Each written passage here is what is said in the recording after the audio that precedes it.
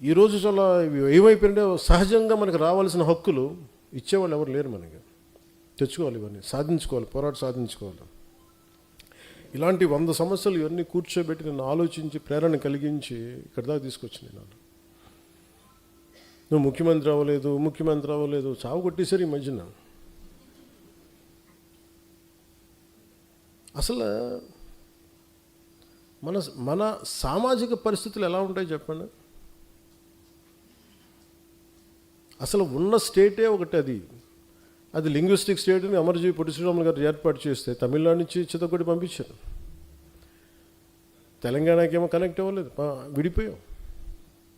పోనీ తమిళనాడుతో కుదరలేదు, తెలంగాణతో కుదరలేదు, కనీసం ఆంధ్ర వాళ్ళతో కుదురుద్దా అంటే 3 క్యాపిటల్స్ ఉంటారు ఒకళ్ళు. పోనీ అది అయిపోయింది అనుకుంటే అంటే ఏకాభిప్రాయం లేదు ఇక్కడ. మరి ఇలాంటి పరిస్థితుల్లో నేను నా గురించి ఆలోచించుకుని నాకు అసలు నిజంగా నాకు సూపర్ స్టార్టమ్ నాకు ఈ రోజుకి నేను కూర్చోబెట్టి సినిమాలకు వెళ్ళిపోతే మళ్ళీ నాకు ఓజీలా కష్టపడితే ఓజీ లాంటి సినిమాలు చేసుకోవాలి. బట్ నాకు ఇష్టం సినిమాల కంటే కూడా జనం తాలూకు కష్టాలు, బాధలు, ఏడుపులు. గ్లోబల్ రికగ్నిషన్లు, గ్లోబల్ అవార్డులు ఎన్ని కొట్టినా కానీ ఒక ఊరు పేరు లేని ఒక గ్రామానికి 70 సంవత్సరాలు కరెంట్ లేని గ్రామానికి అధికారం వచ్చి కష్టపడి రోడ్డు వేస్తే అది ఒక ఆస్కార్ కొట్టినంత ఆనందం ఉంటుంది. డోలీల మోతకి గర్భిణీ స్త్రీలు నలిగిపోయి అలాంటి దాని రోడ్లు వేస్తే అది గ్లోబల్ రికగ్నిషన్ వచ్చినంత ఉండదు. నేను ఇవి ఆశించాను. నేను చాలాసార్లు అడుగుతాను, ఎందుకు నేను అంత కుదించుకోవాల్సి వచ్చింది, పరిమితం చేసుకోవాల్సి వచ్చింది అంటే, నేను 2019లో 2014 నాకు అనుభవం లేదు. అంతకుముందే 2009లో ఒక బెటర్ ఎక్స్పీరియన్స్ ఉంది. This time I want to learn how to handle a party. I want to learn how to run a party. ఒక డాక్టర్ చదివి, ఎండి చదివి ఒక స్పెషలిస్ట్ అవ్వాలంటే 7 సంవత్సరాలు 8 సంవత్సరాలు చదవాలి.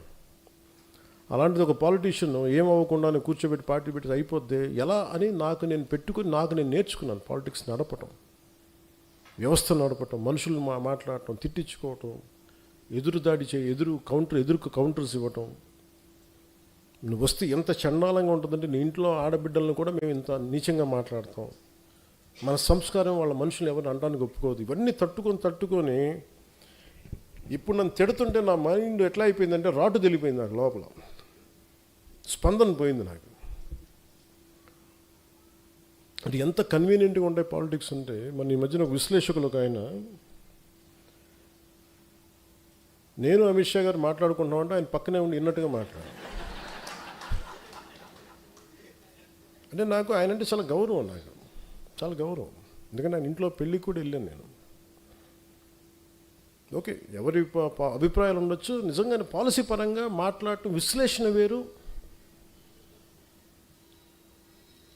హియర్సే అనేది విశ్లేషకులు మాట్లాడకూడదు. ఇప్పుడు పలానోళ్ళు చెప్పారు నాకు, అథారిటీ వాళ్ళు ఎవరు చెప్పలేరు.